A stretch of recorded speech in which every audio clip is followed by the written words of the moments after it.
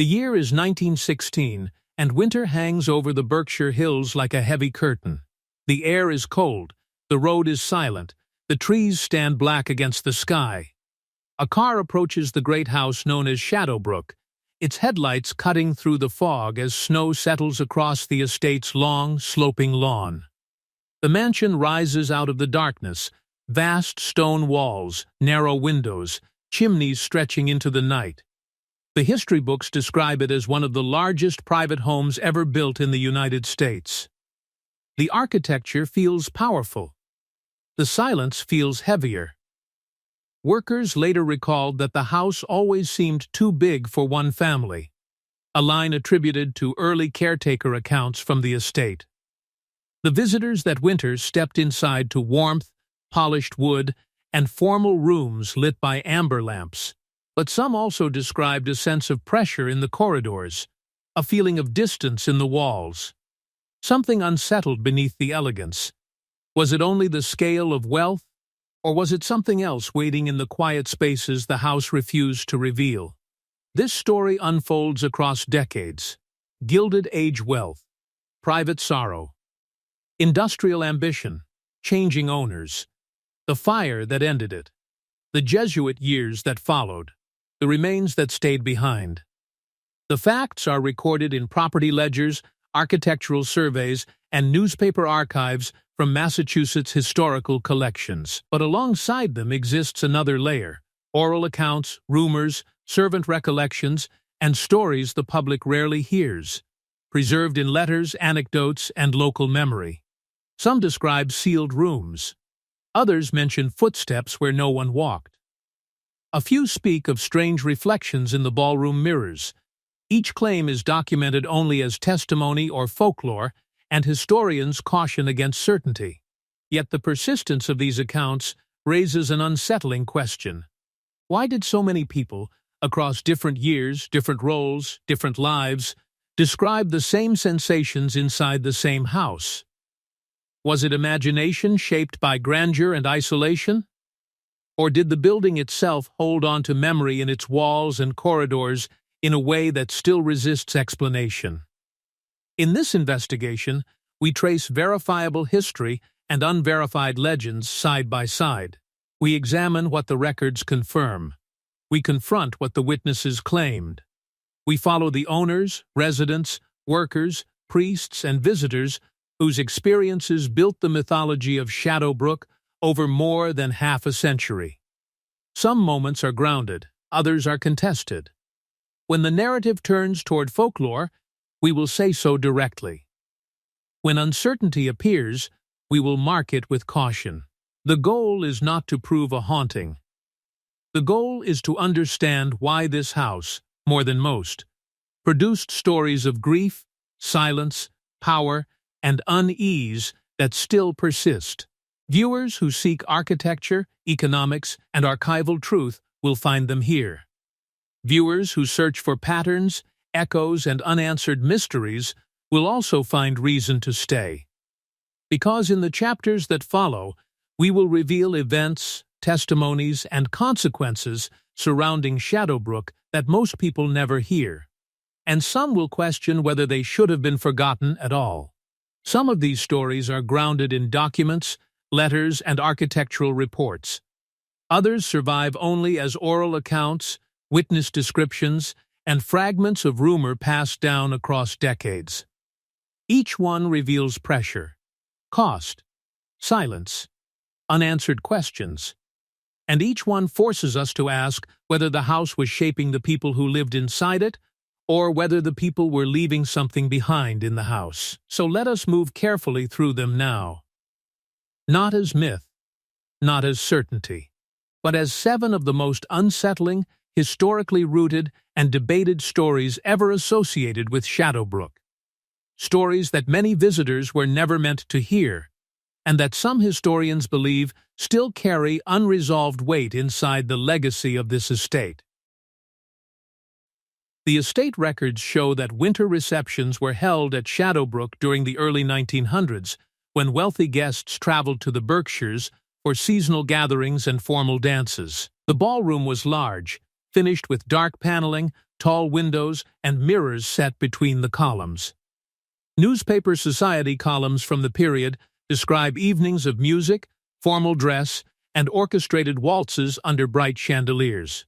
Several later recollections, preserved in letters and privately recorded interviews, claim that during one particular winter reception, the music continued while the lights dimmed briefly across the room. Servants from later years repeated the story as memory, rather than fact. Some accounts say that when the lights returned, a few guests noticed something unsettling in the broad wall mirrors, not a lively ballroom, but a reflection that appeared strangely empty, as if the room shown was not the room they were standing in. No official report confirms the incident, and historians caution that such testimony likely emerged through retelling. But the repetition of the story created a question that lingered long after the event was first described. Witness recollections, many recorded decades later and therefore uncertain, describe a subtle shift in the atmosphere that evening.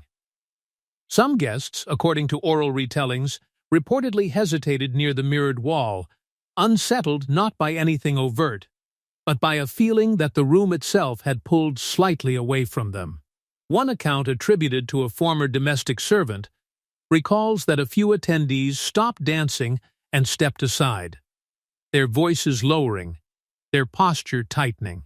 Records suggest that nothing dramatic happened in that moment. No panic, no interruption to the music. The orchestra continued.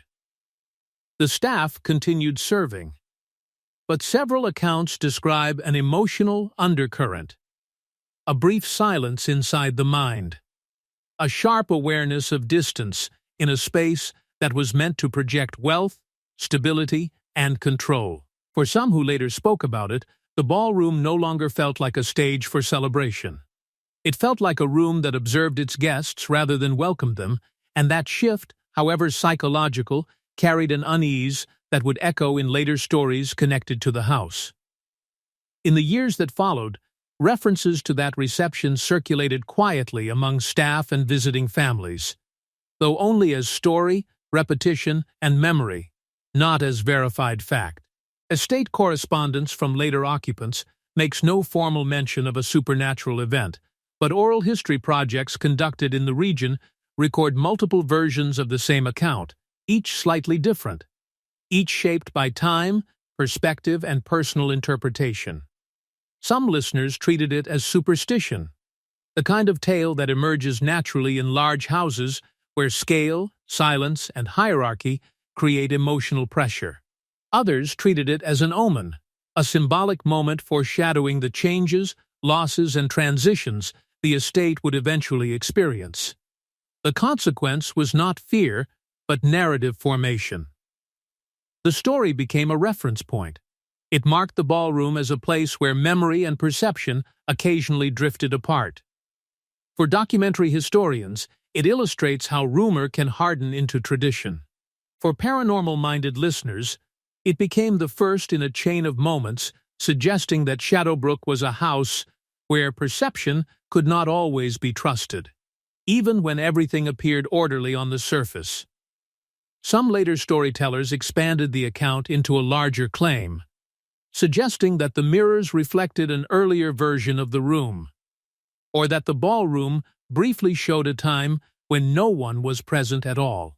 These versions are folklore, and no archival source confirms them. Architectural historians offer a grounded explanation.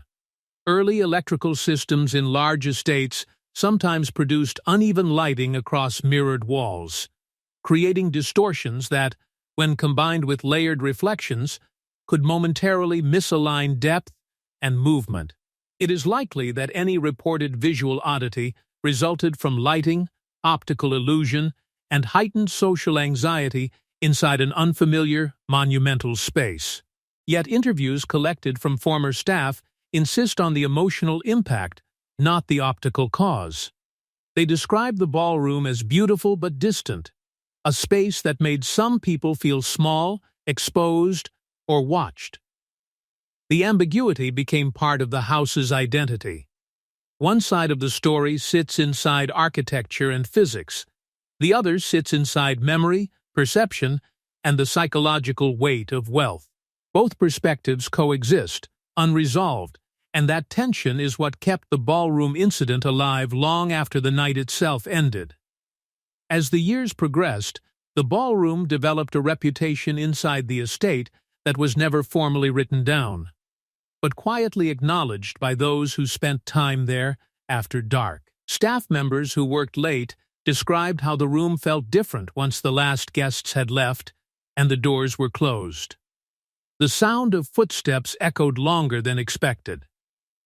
The corners held more shadow than light, even when the wall lamps remained lit. Several workers who cleaned the floor at night spoke of pausing for a moment before crossing the center of the room, as if the space itself demanded permission. They did their work. They followed routine. But they remembered small details that stayed with them. The way the glass seemed deeper than its surface. The faint sense that the room watched their movements instead of simply reflecting them. The ballroom was never treated as a place of fear. It was treated as a place of awareness, a room whose presence felt larger than the people inside it. The emotion was quiet, restrained, and persistent, and the memory of that earlier reception sharpened that feeling rather than allowing it to fade. The consequence of that reputation became clear during certain gatherings when the house was full again and the guests returned to the same polished floor. People danced. They laughed. They performed the rituals expected of wealth and status. But observers who paid attention noticed a pattern. When individuals drifted toward the mirrored wall, their posture changed for a brief second. Their eyes narrowed. Their pace slowed. Conversations softened into careful tones. It was not fear. It was recognition, a reflex carried forward from earlier years, even among those who had never heard the original story. Some of the estate's later residents remarked privately that the ballroom seemed to hold its own atmosphere, separate from the rest of the house, as if the room carried an independent memory. The effect shaped behavior in ways small but undeniable. Guests remained near the center when the music began. Dancers avoided lingering near the far edge of the glass. The event from the past continued to shape the present, and the ballroom became less a space of celebration and more a space where people measured themselves against something they could not easily define. Eventually, when the estate entered a new chapter under different ownership, the ballroom changed function. Large gatherings became less frequent. The room grew quieter, used only on select occasions or for moments of formality rather than display. But even in stillness, its impression did not soften.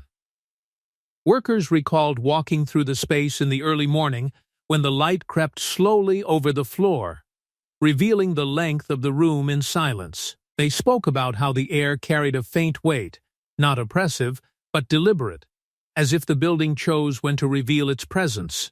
Some noticed how footsteps sounded as though they belonged to a larger structure than the one surrounding them. Others remembered feeling as though they were being measured by the room instead of moving within it. The earlier incident no longer needed to be mentioned. It existed beneath the surface of daily routine, shaping how people moved, how they paused, how they chose the quickest path to leave the room once their task was complete. The ballroom remained composed, dignified, and distant, and no one questioned that distance anymore. By the time the estate reached the final years of its original life, the ballroom stood as the single room most closely associated with quiet tension and unresolved memory. Guests came and went. Owners changed. The world outside the house shifted with time and circumstance. But the ballroom held its character. It had witnessed celebration, silence, private conversations, and unspoken restraint. Those who spent time there understood that the space did not simply exist as architecture. It imposed a presence. It shaped behavior without raising its voice.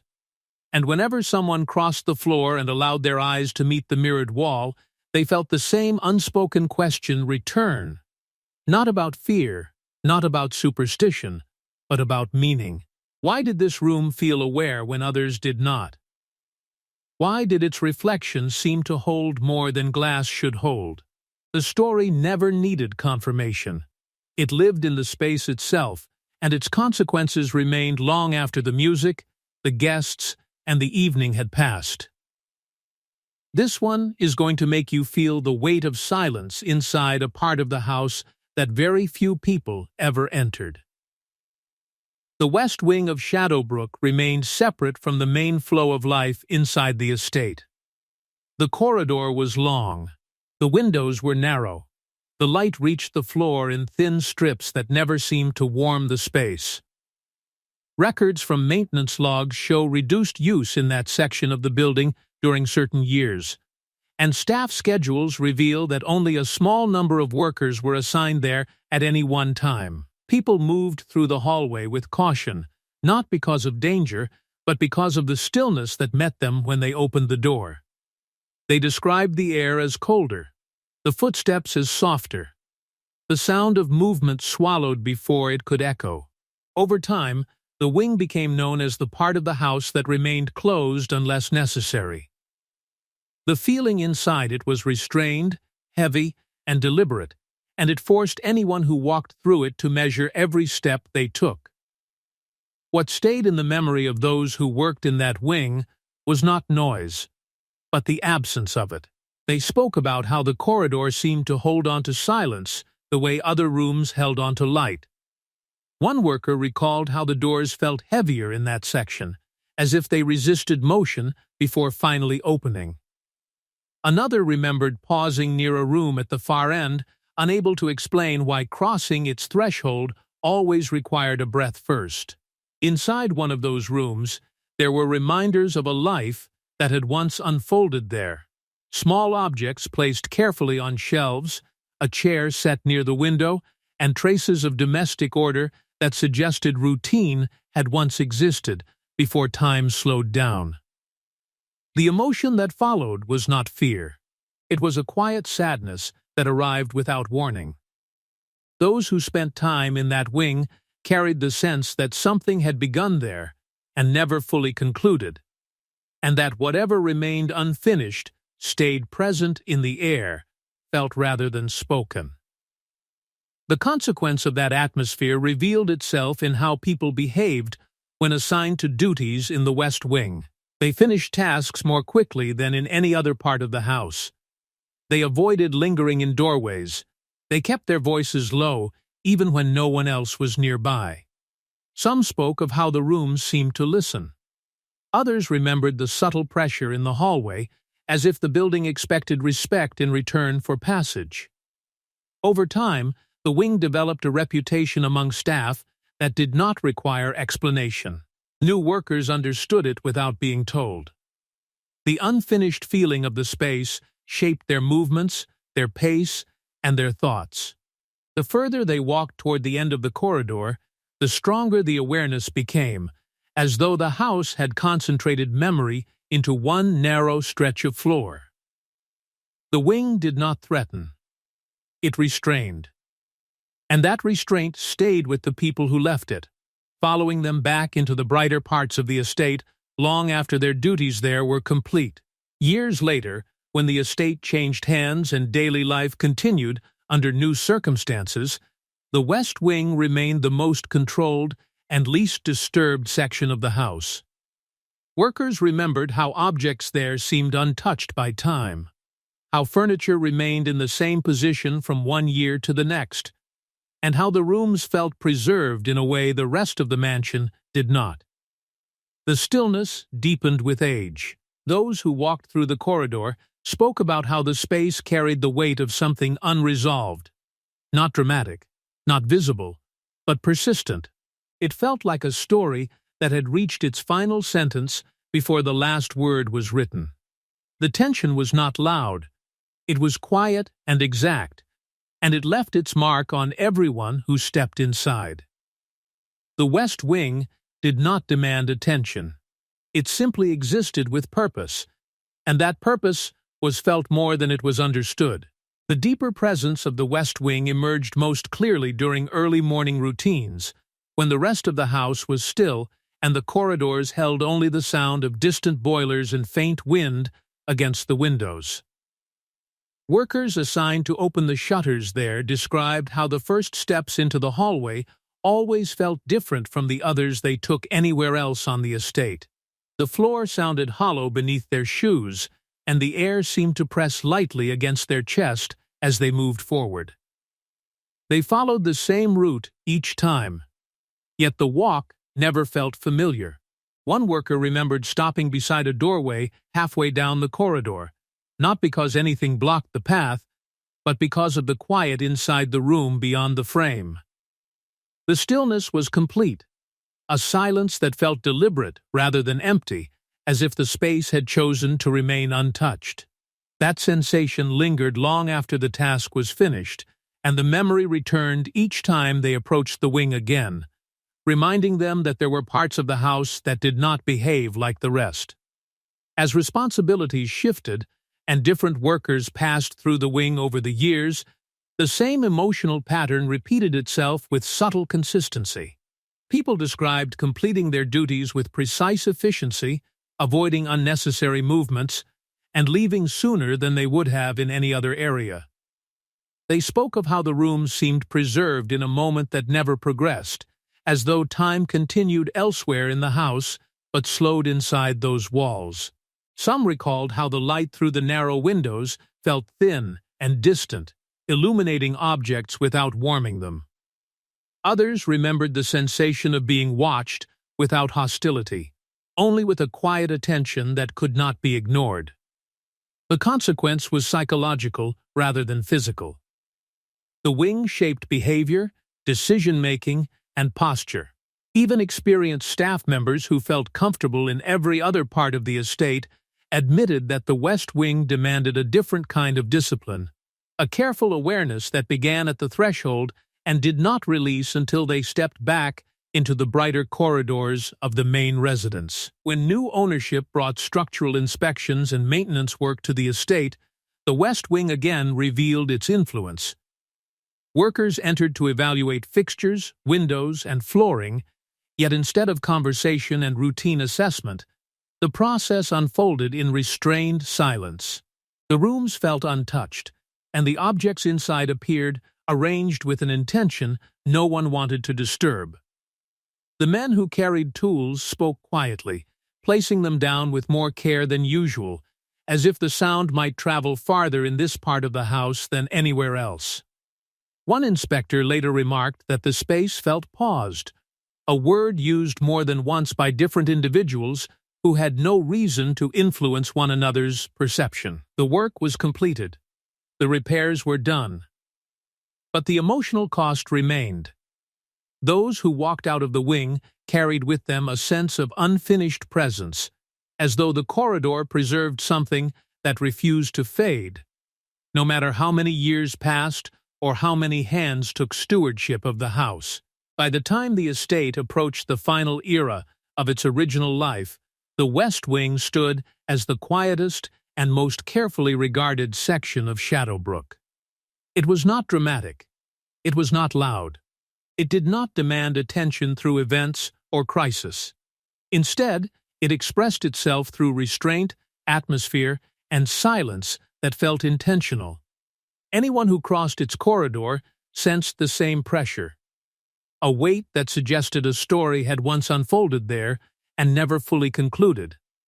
The wing existed like a sealed breath held inside the house, present but never released. People who left that space carried the feeling with them long after the doors were closed behind them, and the consequence was lasting.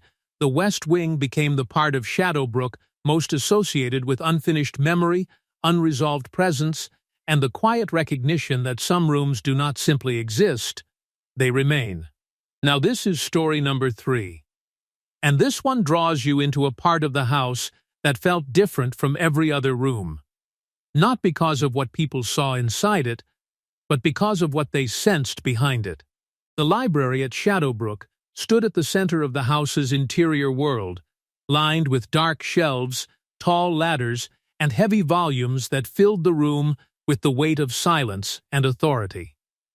Visitors described the sound of footsteps softening as soon as they crossed the threshold, as if the room absorbed every movement. The air smelled of polished wood and old leather, and the tall windows allowed only a narrow band of daylight to reach the floor. People spoke about how conversations in this room never rose above a careful murmur, how the walls seemed to invite restraint, and how the atmosphere made every action feel deliberate. Over time, a quiet awareness grew among those who spent long hours there.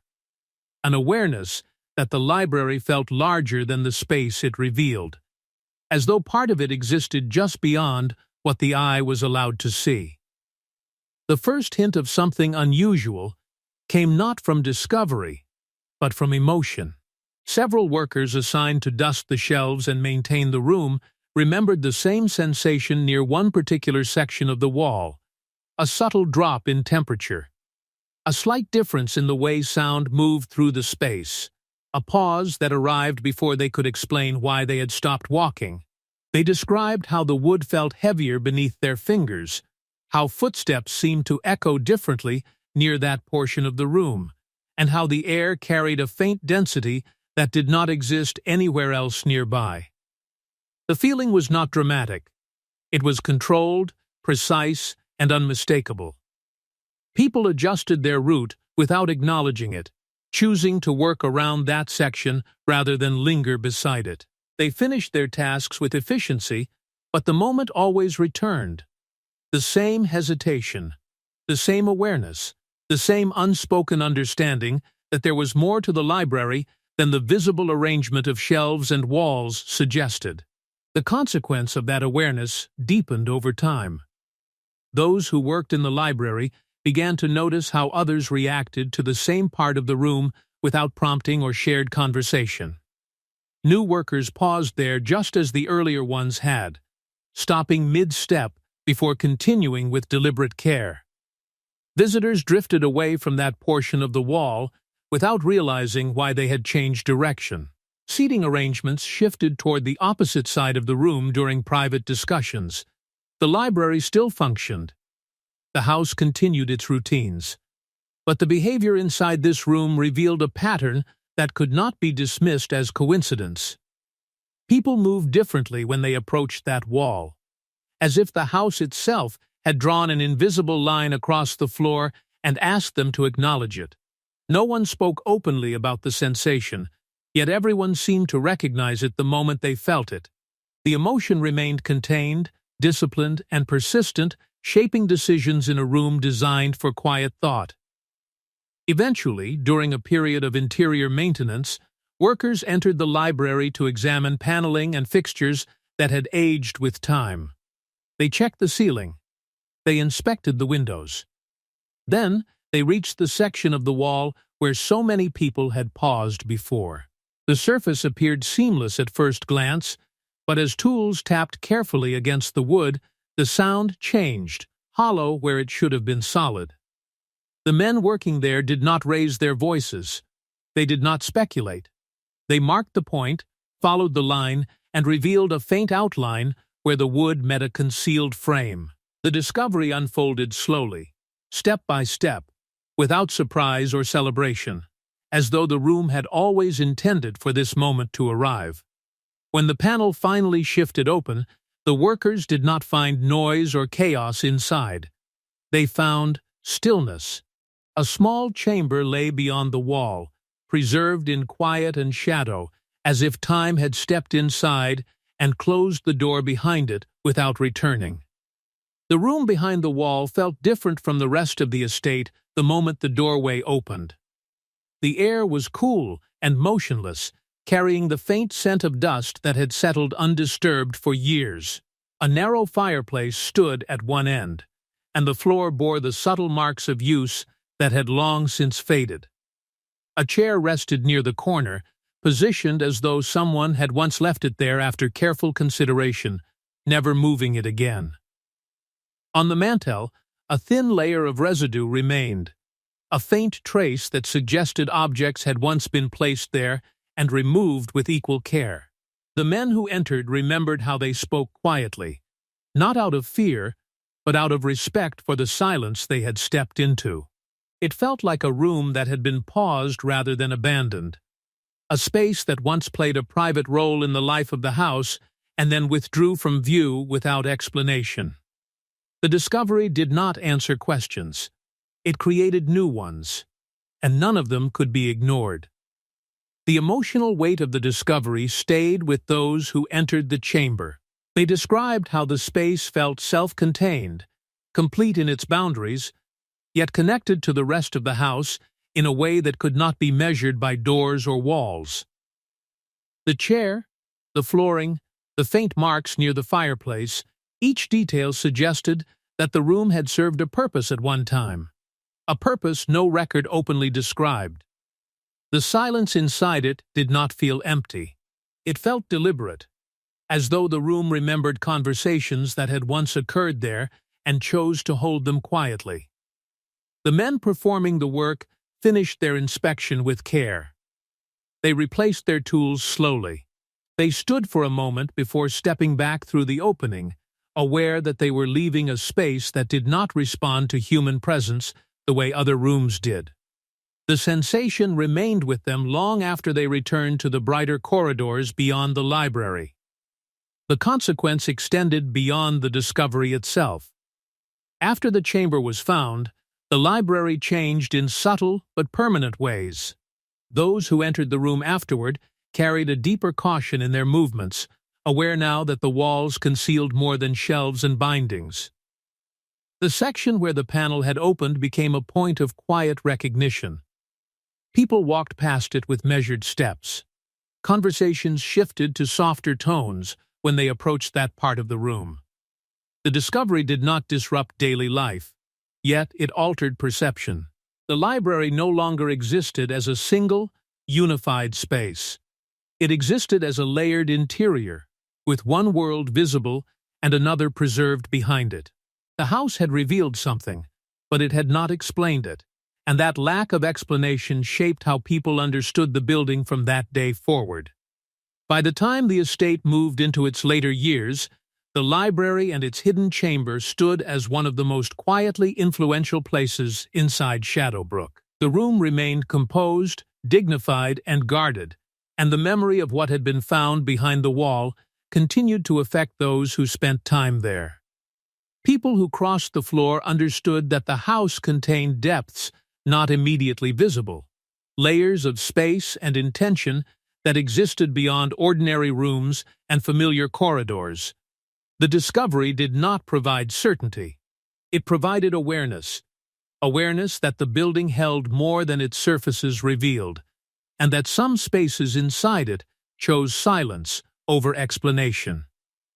The hidden chamber did not need further discovery to remain present.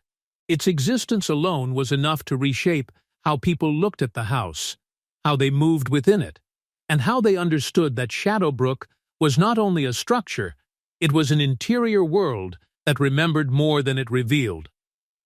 This is a story that follows the quiet hours of the house, the time when Shadowbrook emptied of conversation and movement, and only the workers responsible for its survival remained awake. The estate depended on its mechanical systems, especially during long winters when heat, pressure, and timing determined the comfort of everyone inside. The boiler rooms stood below the main floors, connected by service corridors that carried sound upward in faint metallic echoes. Those who worked night duty remembered how the halls changed after midnight. The house became heavier, the rooms above settling into silence while the lower passageways filled with the distant pulse of machinery. It was during these hours, according to multiple accounts preserved through work notes and later recollections, that a quiet figure was sometimes seen moving through the service hall, a man in a plain coat, walking with measured steps, inspecting valves and doors as if his responsibility extended beyond routine. No one announced his arrival.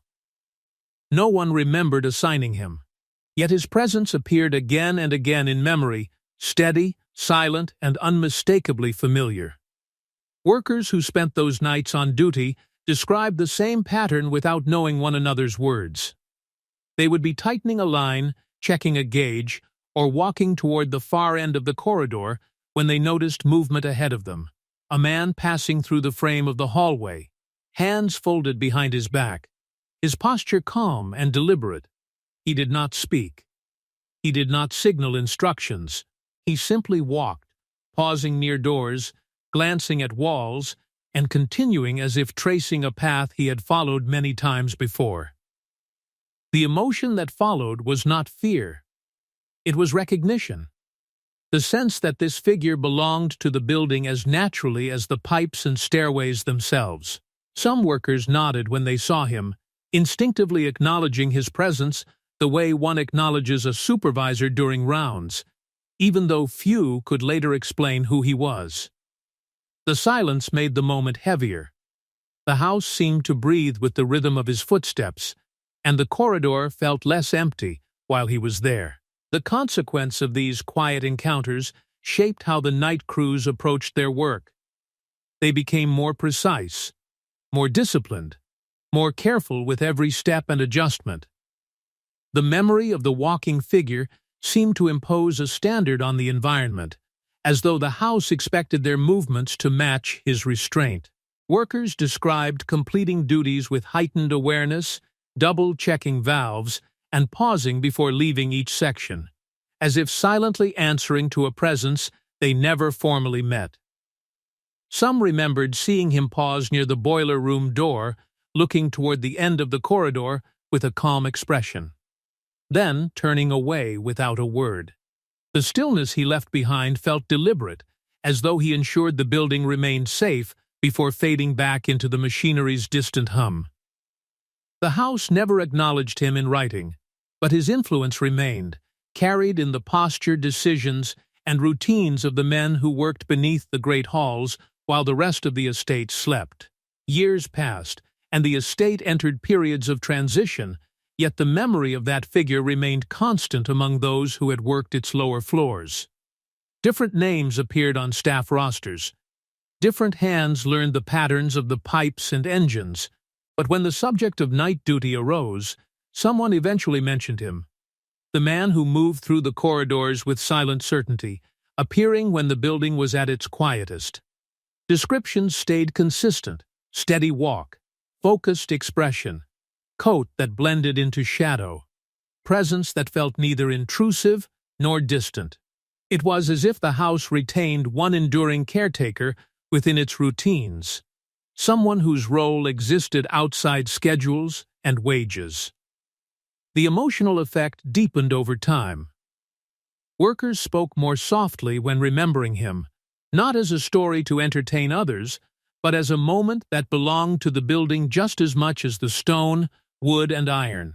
The fact that his appearances never disrupted anything only reinforced his place in the memory of the estate, an unseen guardian who walked its service halls with unwavering purpose. The deeper significance of this presence emerged during periods of strain, when mechanical systems needed constant attention and the temperature outside fell sharply. Night workers recalled moments when pressure surged, alarms rattled quietly, and uncertainty rose inside the boiler room, only for them to notice the same calm figure at the far end of the corridor, standing still, as if measuring the situation before the men themselves reacted. They reported that his presence steadied their focus, reminding them to act carefully rather than quickly. The air seemed to settle, the tension thinned, and decisions were made with deliberate clarity. The emotional weight of the moment came afterward, when they realized that he had disappeared before they finished their adjustments, leaving behind nothing but the faint echo of footsteps receding into the hall.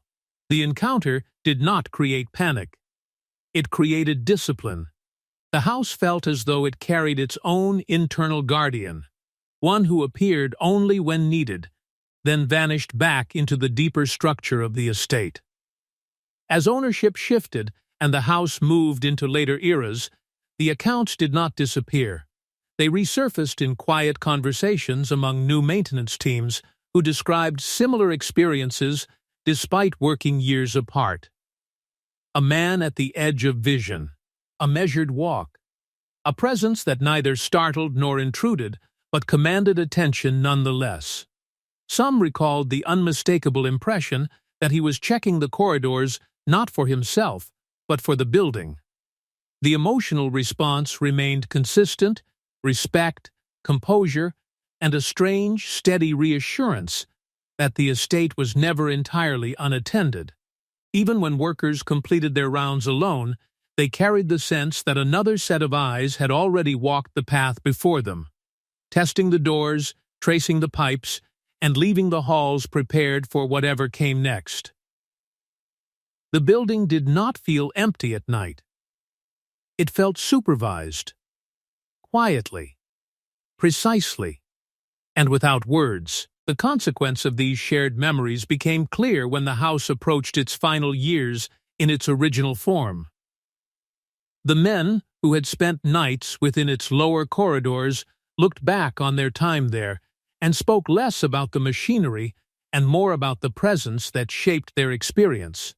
They remembered how their work changed after seeing him, how they moved more deliberately, how they treated the building with a sense of responsibility that exceeded instruction. Some described standing alone in the corridor and feeling as though they were not the only one carrying the weight of the night. Their choices and concentration improved because they believed the house expected it. That belief did not weaken over time. It strengthened, becoming part of the story of Brook itself, a reminder that discipline, vigilance, and unseen labor preserved the mansion long after the upper floors had gone dark. By the time the estate reached the end of its first life, the memory of the man who walked the corridors after midnight remained one of the most persistent impressions left by those who served beneath the grand rooms above. His presence shaped behavior, strengthened discipline, and left behind a legacy of quiet stewardship woven into the structure of the house. The story did not depend on spectacle. It depended on silence, duty, and the sense that some figures belonged to the building in a way that outlived names, records, or official titles. And long after the corridors fell quiet for the last time, those who remembered him carried one final question: whether he had been a man completing his work, or whether the house itself had chosen someone to walk its halls when no one else remained. Now be comfortable, and listen me carefully. The Winter Rooms of Andrew Carnegie, a story that pulls us into the final seasons of a powerful man inside a house that always seemed larger than its occupants. When Andrew Carnegie came to Brook during the later years of his life, the world beyond the estate was changing rapidly. Yet inside the mansion the rooms remained still, deliberate, and controlled. Records from the period describe reduced social gatherings and long stretches of quiet evenings, when the corridors echoed only with the soft steps of staff moving at a respectful distance. Carnegie spent time in the upper rooms overlooking the snow-covered hills, where the landscape stretched outward while the interior world felt increasingly inward. Those who worked in the house remembered how the atmosphere shifted during those winters. The house no longer felt like a stage for wealth and display. It felt like a place where silence replaced conversation, where each room carried the gravity of thoughts that were seldom spoken aloud. The emotion inside the house during those seasons came not from activity, but from the absence of it. Workers described how the great halls felt wider than before, how footsteps seemed smaller against the long wooden floors, and how the air in the evenings settled into a stillness that lasted long after the lamps were extinguished. Carnegie spent much of his time in private rooms, reading, writing, or sitting quietly near the windows, while the rest of the estate existed around him like a vast shell holding a single point of life at its center. Those who observed these moments remembered the contrast, the wealth of the architecture surrounding the man, and the solitude of his presence inside it. The mansion had been built to express power, ambition, and permanence, yet during those final winters it took on a different character entirely. The rooms no longer projected authority. They reflected introspection, and the distance between the walls felt larger with each passing season. The consequence of that emotional shift extended beyond Carnegie himself and affected everyone who worked inside the house. Staff members moved with a quieter discipline, lowering their voices in corridors where laughter once traveled freely during seasons of social gatherings. Servants described feeling a sense of respect that went beyond duty, an awareness that they were living and working inside a period of reflection rather than activity. Some remembered the way the air seemed heavier near the upper rooms, as if the building absorbed the thoughts and memories carried within them. Others recalled long nights where the only sounds were distant mechanical rhythms and the muted wind against the stone exterior. The pace of daily life slowed, and the house began to feel less like a grand residence and more like a vessel holding the final chapter of a life that had reshaped industries, cities, and fortunes far beyond its walls. As the winters continued, the house itself seemed to adapt to this quieter existence. The ballroom, once the center of movement and celebration, remained unused for long stretches of time. The library retained its deep stillness. The corridors carried a seriousness that no one questioned. Workers who walked through the estate in the early morning spoke of feeling the weight of the structure more than ever, not oppressive, but solemn, as though the house understood that it was witnessing the closing arc of a story that had begun far from its doors. Carnegie's presence filled the building not with sound, but with contemplation. The man who had commanded immense economic power now existed in deliberate silence, and the mansion reflected that transformation. The emotional tone of Brook became introspective, restrained, and deeply human, and those who lived within it understood that they were experiencing a moment in the estate's history that would never return once the season ended. What left the strongest impression on those who remembered those winters was the way the house seemed to mirror Carnegie's internal world. He walked the corridors slowly, sometimes pausing near windows overlooking the snow, his posture still and reflective. The rooms felt larger than one person could occupy, yet he filled them not with voice or command, but with silence. Workers described how conversations took place at a distance, doors closed gently, and routines unfolded with an almost ceremonial calm. The estate had once represented ambition, vast grounds, immense architecture, and the expression of wealth in physical form. But during those years, the scale of the house served instead to emphasize solitude.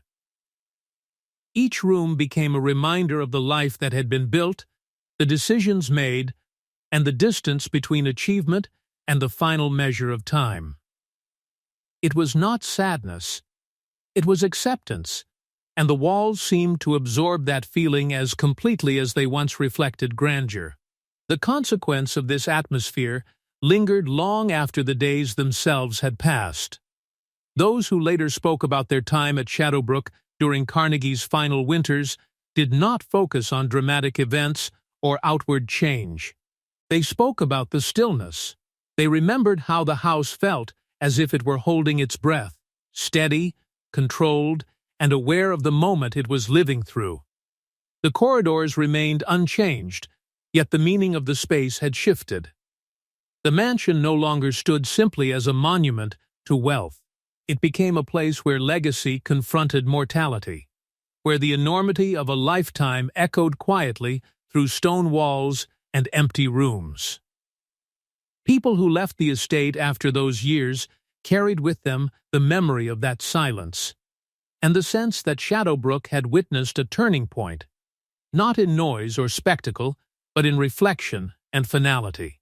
As the estate eventually moved beyond that era and life continued under new circumstances, the memory of Carnegie's winters remained embedded in its identity. The rooms he occupied did not lose their shape or function, but they retained a weight that others could feel when they walked through them. Staff, visitors, and later occupants spoke about how the upper floors seemed to hold a depth that could not be dismissed or explained by architecture alone. It was as if the house remembered the quiet presence that once filled it, a presence shaped not by power in action, but by power confronted by time. The emotional imprint did not fade. It became part of the story of Brook, an unspoken acknowledgement that even the greatest wealth cannot prevent the moment when a house becomes larger than the person who lives inside it. By the time Brook entered its final chapter, the winter rooms of Andrew Carnegie stood as one of the most enduring impressions left upon the estate. Those who had witnessed those seasons understood that the house had absorbed more than footsteps and conversations. It had absorbed a life arriving at its final distance from the world beyond its walls. The silence, the stillness, the vastness of the empty rooms, all of it remained in memory long after the doors closed and the years moved on. And for those who remembered, one question remained, quiet but persistent, whether the house had shaped the final winters of the man who lived within it, or whether his final winters had forever shaped the house. When I first read this story, I was actually first astonished. The years when the house learned to stay silent, a story that begins when Brook passed from private wealth into a different kind of life. One defined not by receptions or social display, but by discipline, reflection, and quiet study. When the estate became a Jesuit residence, the meaning of its rooms changed overnight. The grand halls that had once carried music now carried footsteps moving in deliberate rhythm, and the wide rooms that once hosted gatherings now held long tables, reading lamps, and structured routine. Former residents described mornings that began in silence, corridors that echoed softly with careful movement, and rooms where voices existed only in short, purposeful exchanges. The building did not resist the change. It absorbed it. The house seemed to adjust to the new order, as though its vast interior understood that life inside it would now unfold through restraint rather than spectacle. The tone of the estate shifted entirely, and the silence that filled the rooms felt deeper than it ever had before. Those who lived there during that period remembered how the house shaped their emotional world. The structure demanded awareness, long corridors that stretched forward in straight lines, staircases that rose quietly into darkness, and rooms where light arrived in narrow, disciplined angles. Residents spoke of how the building influenced their routines, slowing thoughts, sharpening attention, and creating an environment where every movement felt intentional. Some recalled moments of quiet reflection while crossing the halls at dusk, when shadows lengthened across the floor and footsteps sounded as if they belonged to more than one life at once. The silence was not empty. It was dense, concentrated, and precise. The house did not overwhelm. It observed. People described a sensation of walking through memory as much as architecture, as though the building held traces of lives that had passed before them, layered beneath the quiet order of their own daily lives. The consequence of that atmosphere revealed itself in small details that remained vivid in memory. Residents spoke of hearing chairs slide softly across floors in distant rooms, the sound brief and final, as though someone had risen from a desk and left without returning. Others remembered the faint rhythm of footsteps at the edge of hearing, moving across upper levels at times when every person accounted for was already asleep. No one reacted with fear. The experiences were acknowledged with calm acceptance, the way one acknowledges the movement of an old building settling into its structure at night. The men who lived there treated these moments not as interruptions, but as reminders that the house carried more history than anyone inside could fully see, and that their presence existed as just one layer in a much longer story. The silence deepened, not as emptiness, but as continuity. As the years progressed, the building and its residents seemed to adapt to one another. Study halls remained quiet. Corridors stayed orderly. The rhythm of the day unfolded through predetermined schedules, yet beneath that routine existed an awareness that the house shaped emotion as much as behavior. Residents recalled how nighttime walks through the halls took on a distinct character, not threatening, but contemplative, as if the architecture itself guided their thoughts toward reflection. Some remembered pausing at specific doorways for reasons they could not explain, sensing the depth of the space beyond even before stepping inside. Others spoke about how the wind outside seemed distant compared to the soft, internal sound of the floors and walls responding to the weight of the building itself. The estate functioned with discipline, yet it felt alive through its stillness. The deeper impact appeared during long winter nights when the house settled into complete quiet. Residents moving through the halls after evening study described the sensation of the structure enclosing them. High ceilings, heavy doors, and corridors that stretched into shadow with unwavering patience. They remembered how sound traveled differently there, sometimes carrying farther than expected, sometimes disappearing before reaching the end of the hall. The experience created a particular kind of awareness, one that made each individual more conscious of presence, movement, and time. People spoke of a feeling that the house had learned silence as a language, and that they were living inside it rather than simply inhabiting a space. The sense was not unsettling. It was solemn, reflective, and enduring. The consequence of that environment remained long after individuals moved on from the estate. Those who later reflected on their years at Brook carried with them a memory of stillness that did not exist in other places they lived. They remembered how thought felt different within those walls, how decisions seemed slower but more deliberate, and how the building encouraged introspection in ways no classroom or chapel could replicate. Some described the feeling that the structure itself had participated in their formation, shaping their posture, their discipline, and their understanding of silence. The house did not impose authority through sound or spectacle. It imposed it through atmosphere, through the weight of space and memory combined. As the estate moved closer to the end of that chapter, the impression of those years remained unmistakable. Even as life shifted and responsibilities changed, the tone of the building retained the character it had developed during that time of study and restraint. The rooms still carried a depth of quiet reflection. The corridors still felt aware of every footstep. People who visited later sensed something they could not define, a seriousness that lingered in the structure long after daily routine faded away. The house did not forget the discipline that had shaped it. Instead, it absorbed that era into its identity, adding it to the layers of history already embedded in its rooms. By the time Brook transitioned once again into another phase of its existence, the years when the house learned to stay silent had become one of the most enduring impressions left upon the estate. Those who lived there carried the memory of disciplined quiet, measured footsteps, and rooms that felt as though they remembered every thought that had passed within them. The house no longer belonged only to the stories of wealth or industry. It carried the weight of reflection, study, and interior life.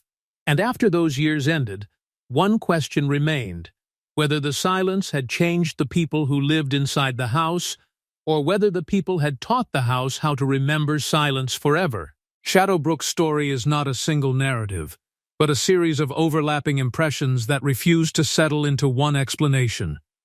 The records are clear about certain things.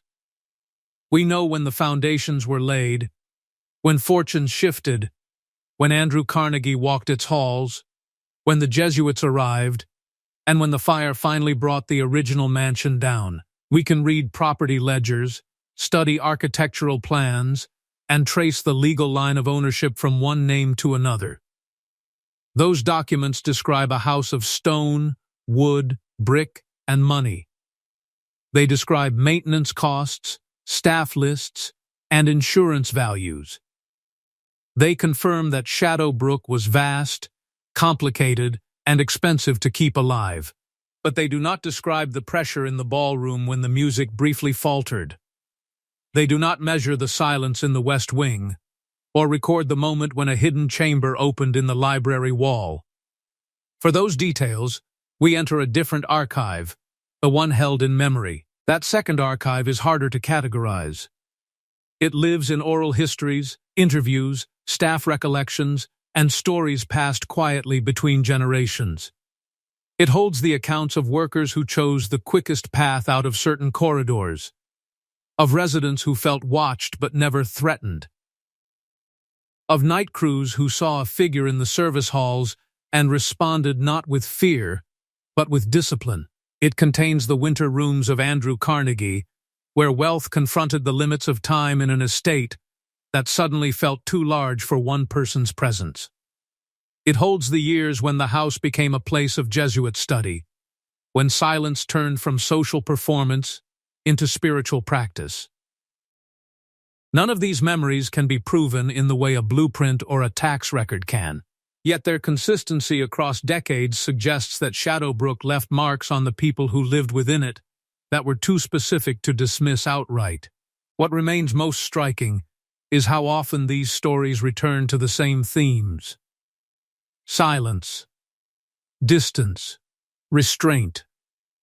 Rooms that feel aware of their own existence. The ballroom where reflections seem to hold more than light. The West Wing where time felt paused rather than empty. The library whose wall opened onto a small chamber that answered no questions and raised many. The mechanical corridors where a quiet guardian appeared in the hours when the building depended on human vigilance to stay warm and safe. The winter floors where a powerful man walked slowly, surrounded by architecture that outlived him. The Jesuit years when the house learned a new kind of quiet and never fully relinquished it. Whether we interpret these patterns as atmosphere, psychology, or something less easily defined, they form a coherent emotional map of the estate.